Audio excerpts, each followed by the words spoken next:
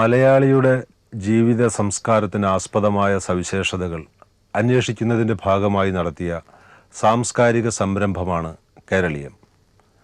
നിളയുടെ തീരത്ത് വെച്ചാണ് കേരളീയം അരങ്ങേറിയത്. ഇത് സംഘടിപ്പിച്ചതാകട്ടെ കേരള സർക്കാരും സംസ്ഥാന അക്കാദമികളും ചേർന്നാണ്. നമ്മുടെ സാഹിത്യ വൈജ്ഞാനിക കലാ പാരമ്പര്യത്തിൻ്റെ പരിച്ഛേദമായിരുന്നു അവിടെ അവതരിപ്പിക്കപ്പെട്ട പ്രദർശനങ്ങളും പ്രകടനങ്ങളും. നാളിതുവരെ സംസ്കാരത്തിൻ്റെ പിന്നാമ്പുറങ്ങളിലേക്ക് മാറ്റി നിർത്തപ്പെട്ട നാടോടി കലാരൂപങ്ങളും നാട്ടുവഴക്കങ്ങളും. എന്നാൽ യഥാർത്ഥത്തിൽ ഇവയിലാണ് മലയാണ്മയുടെ സ്വത്വം എന്ന് ബോധ്യപ്പെടുത്തുകയാണ് ഈ കലാസംഗമം. നാടോടി കലകളിലെ മാതൃസങ്കല്പത്തെക്കുറിച്ചാണ് ആദ്യ ഭാഗം. അമ്മ മലയാളം.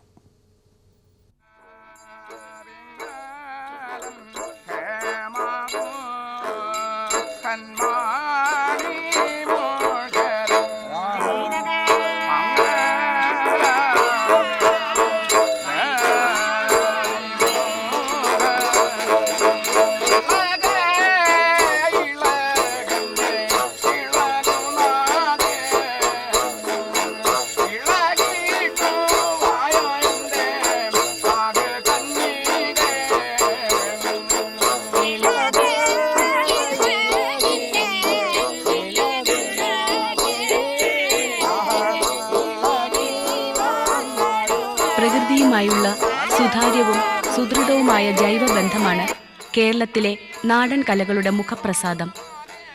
നാട്ടുമനസ്സിന്റെ വിനീത സങ്കല്പങ്ങളിൽ പ്രകൃതിയും മനുഷ്യനും തമ്മിൽ ഭേദകൽപ്പനയില്ല.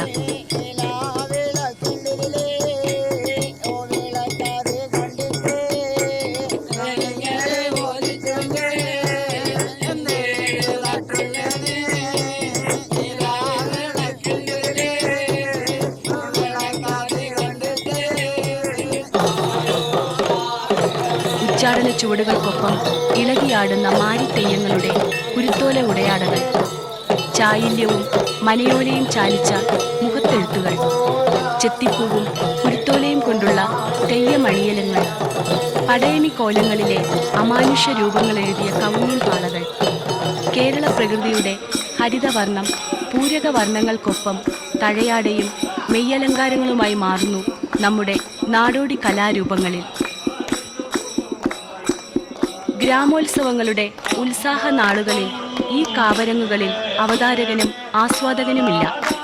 വിശ്വാസത്തിൻ്റെ ഏകസൂത്രത്തിൽ ഇവർ ഒന്നായിത്തീരുന്നു, പ്രേക്ഷകൻ പങ്കാളിയാവുന്നു.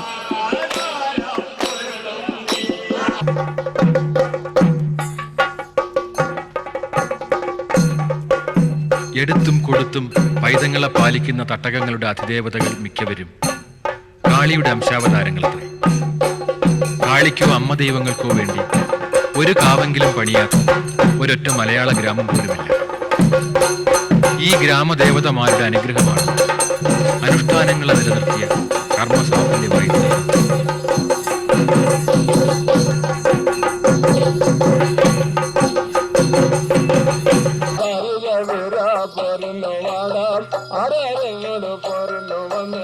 ദാരികാസുരനെ വധിച്ച് ഭൂതഗണങ്ങളോടൊത്ത് ബീഭത്സഭാവം പൂണ്ട് പ്രത്യക്ഷപ്പെടുന്ന കാളിയും പരിവാരങ്ങളും കേരളീയ കൂട്ടായ്മയുടെ പ്രിയങ്കരമായ ആശയമാണ്. കേരളത്തിലെ ഒട്ടുമിക്ക നാടോടി കലാരൂപങ്ങളുടെയും പുരാവൃത്ത സ്രോതസ്സാണ് കാളി ദാരിക സംഘടന. വസൂരി രോഗത്തിനുമേൽ മാനവകുലത്തിന്റെ വിജയപ്രതീക്ഷയുടെ പ്രതീകാത്മക ചിത്രീകരണമാണ് കാളി ദാരിക യുദ്ധം. ഗണക സമുദായത്തിന്റെ കോലം തുള്ളൽ ഈ പോരാട്ടത്തിനൊരു ഗ്രാമീണ ദൃശ്യഭാഷ്യം ചമയ്ക്കുന്നു.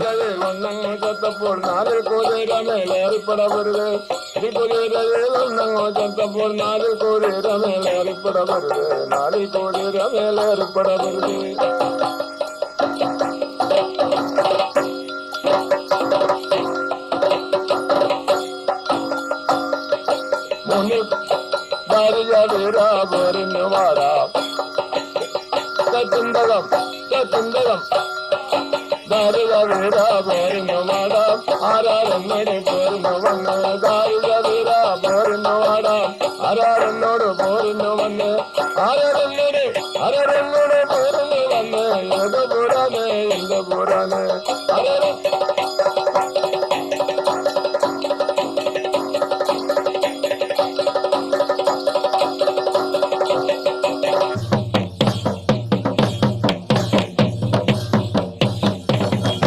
മകരക്കൊയ്ത്തു കഴിഞ്ഞ വള്ളുവനാടൻ വയലേലകളിലൂടെ വേലവരവിന്റെ മുന്നോടിയായി പൂതനും തിറയും എത്തുന്നു. മണ്ണാൻ സമുദായക്കാരാണ് ഈ ഗ്രാമീണ നൃത്തത്തിന്റെ അവതാരങ്ങൾ. ദാരിക നിഗ്രഹത്തിനായി കാളി അശ്വത്ഥ വേതാളപ്പുറമേറിയ സങ്കല്പത്തിലാണ് തിറക്കോപ്പിൽ മുന്നോട്ട് തള്ളി നിൽക്കുന്ന വേതാളമുഖം കൊത്തിവെച്ചിരിക്കുന്നത്. വരിക്കപ്ലാവിന്റെ 16 തുണ്ടുകൾ കോർത്തുകെട്ടിയുണ്ടാക്കിയ തിറക്കോപ്പ് തലയിലേറ്റ് നൃത്തം ചെയ്യാൻ മെയ്വഴക്കവും അഭ്യാസവും ഒത്തിണങ്ങിയവർക്കേ കഴിയും. അറുത്തെടുത്ത ദാരിക ശിരസിനെ സൂചിപ്പിക്കുന്നു തിറയുടെ ഉടുത്തുകെട്ടിലെ അരമണിയും കുകുമപ്പുമാലയും. മെയ്യലങ്കാരങ്ങളും ഭൂതവടിവൻ പൊയ്മുഖവുമുള്ള ഭൂതൻ കെട്ടുന്നത് ഇളമുറക്കാരാണ്.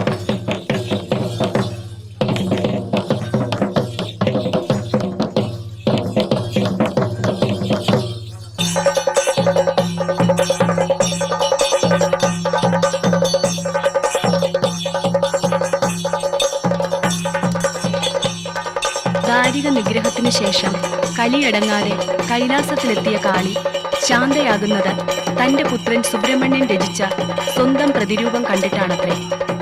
മധ്യ കേരളത്തിൽ മുടിയേറ്റിനും തീയാട്ടിനും കാളിയുടെ പഞ്ചവർണ്ണ കൊടികൾ കൊണ്ടുള്ള ധൂളി ചിത്രം വരയ്ക്കുന്നു. കളത്തിൽ ആവാഹിക്കപ്പെടുന്ന കാളി മൂർത്തരൂപത്തിൽ അരങ്ങേറി ദാരികവധം നടത്തുകയാണ് മുടിയേറ്റെന്ന അനുഷ്ഠാന നാടകത്തിലൂടെ.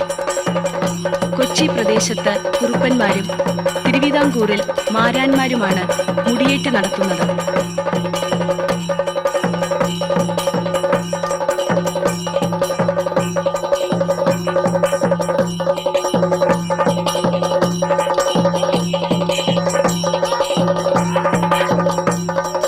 ദാരികനെന്നും ദാനവേന്ദ്രനെന്നും 2 അസുരന്മാർ. അവരോട് ഏറ്റുമുട്ടുന്ന കാളി ഭയന്ന് പാതാളത്തിലൊളിക്കുന്ന അസുരന്മാരെ പിന്തുടർന്ന് തലയറുക്കുന്ന അമ്മയുടെ വലം കൈയായി നിൽക്കുന്ന കൂളി എന്ന പൊറാട്ടുവേഷം. ശിവനും നാരദനും കോയമ്പിടാനും ഇവരാണ് ഈ ഗ്രാമീണ നാടകത്തിലെ കഥാപാത്രങ്ങൾ.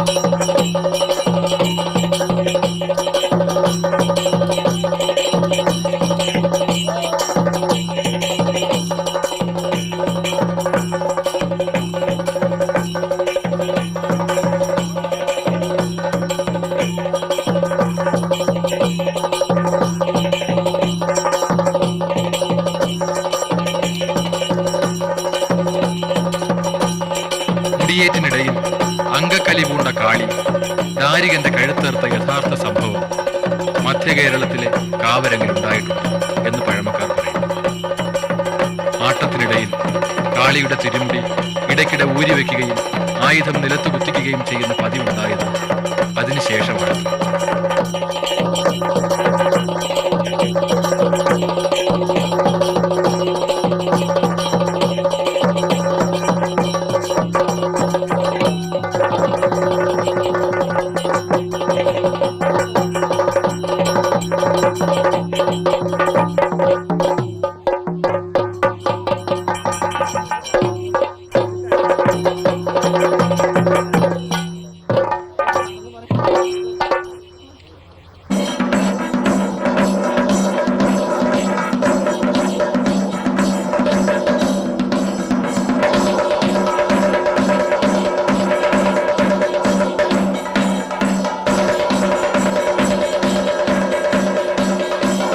വധത്തിനു ശേഷമുള്ള കാളിയാണ് ഏകാഭിനയ രൂപത്തിൽ ലൗകിക മുദ്രകളോടെ ഭഗവതി തീയാട്ടിൽ അവതരിപ്പിക്കപ്പെടുന്നത്.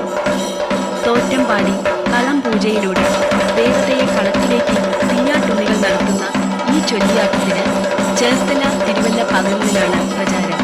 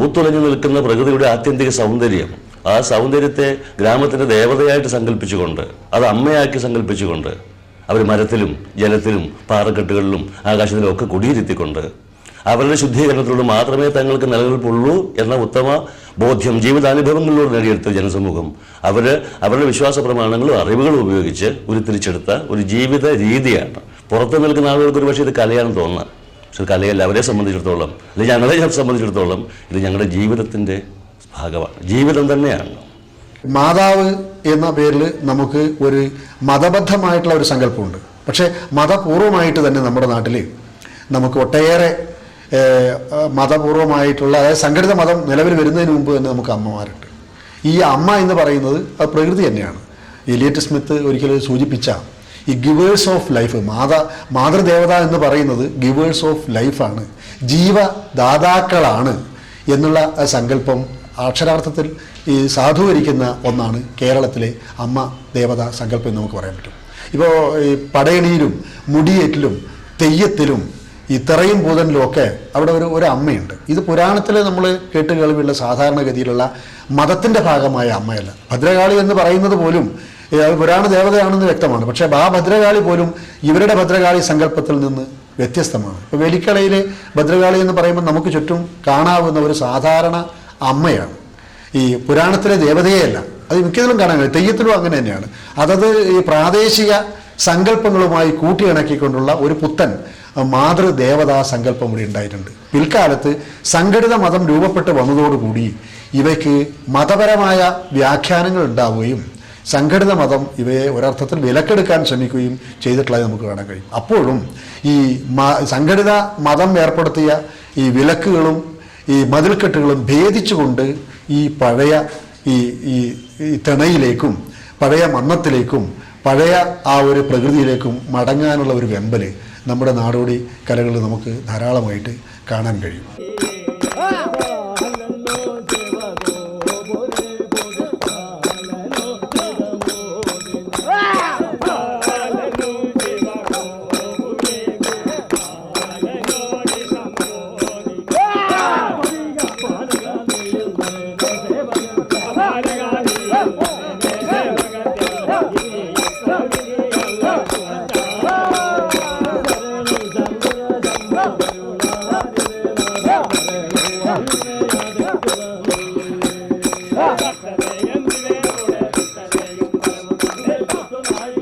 കീഴാള കലകളിലും പാട്ടുകളിലുമെല്ലാം അന്തർലീനമായി കിടക്കുന്നത് അമ്മ മലയാളത്തിന്റെ പോർമുരശലിയാണ്.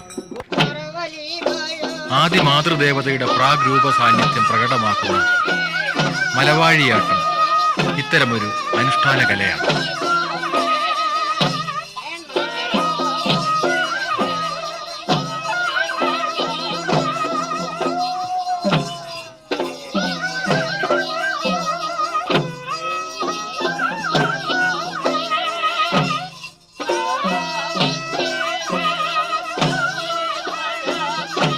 പറയരുടെ കുലദേവതയാണ് മലവാഴി. പറയരുടെ ആദ്യ കേന്ദ്രമായ കല്ലടിക്കോടൻ മലവാരത്തിൽ നിന്നും വന്നവരത്രേ മലവാഴിയും മാണിക്കാരും. തന്റെ തട്ടകത്ത് നൃത്തം ചെയ്യുന്ന മദാലസയായ മലവാഴിയെ പുഞ്ചിരിച്ചും പാട്ടുപാടിയും സമ്മാനങ്ങൾ നൽകിയും പാട്ടിലാക്കാൻ ശ്രമിച്ച് പരാജയപ്പെട്ട മാണിക്കാരൻ ബലാത്കാരത്തിന് മുതിർന്നു.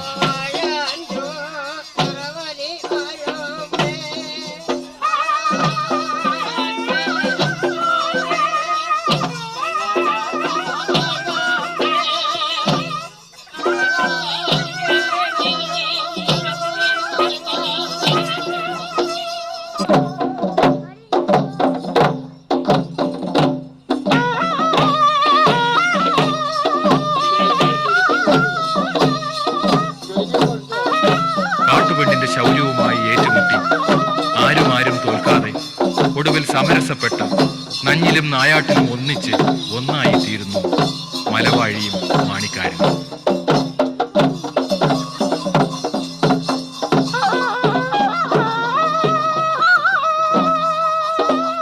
നാട്ടുക്ക് മലവാഴിയെന്നും വീട്ടുക്ക് ചെറുനീലിയെന്നും കല്ലടിക്കോട് കരിനീലിയെന്നും മലവാരത്ത് മലങ്കുറത്തിയെന്നും നാമഭേദങ്ങളോടെ പറയകുലത്തെ പാലിക്കുന്നു ഈ അമ്മദേവി.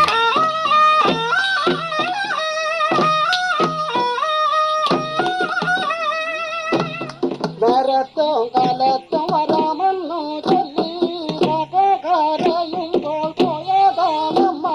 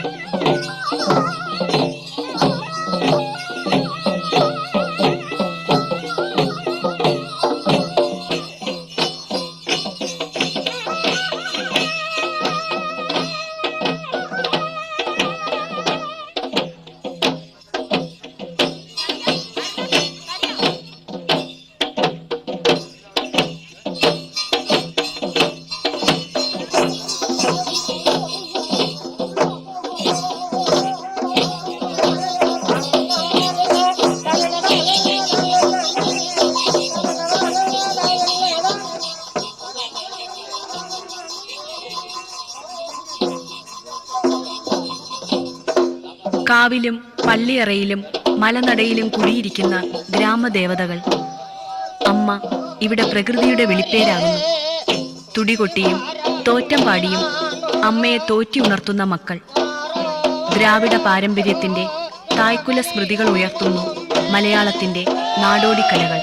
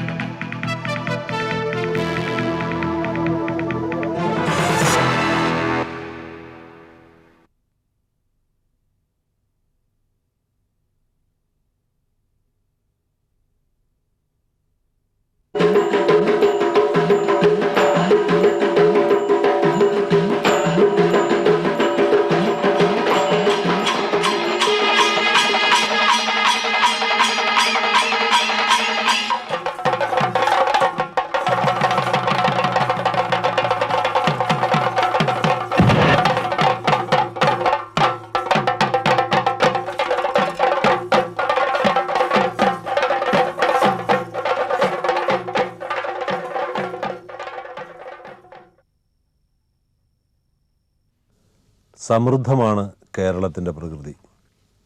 അതിൻ്റെ നിറവും മണവും സംഗീതവുമാണ് നമ്മുടെ കലയെയും സംസ്കാരത്തെയും രൂപപ്പെടുത്തിയത്. വിളവ് നൽകുന്ന ഭൂമിയെ അമ്മയായി ആരാധിച്ചു പോന്നു നമ്മുടെ പൂർവികരായ കർഷകർ. അവരുടെ ആത്മീയ ബോധത്തിൽ നിന്നാണ് അമ്മ ദൈവങ്ങൾ ഉണ്ടായത്. മനുഷ്യൻ്റെയും പ്രകൃതിയുടെയും ഉർവരതകൾ തമ്മിൽ അവർക്ക് അന്തരമുണ്ടായിരുന്നില്ല. എത്ര വിളവെടുത്താലും ഫലപുഷ്ടി നഷ്ടപ്പെടാത്ത നിത്യകന്യകയാണ് ഭൂമി. മാതാവായി വാണരുളുമ്പോഴും കന്യകയായി തന്നെ നിലനിൽക്കുന്നു നമ്മുടെ ഗ്രാമദേവതകൾ. കാർഷിക സംസ്കൃതിയുമായി ബന്ധപ്പെട്ട് നടപ്പുള്ള നാടൻ കലാരൂപങ്ങളാണ് കേരളീയത്തിൻ്റെ ഈ ഉപാഖ്യാനത്തിൽ അവതരിപ്പിക്കപ്പെടുന്നത്.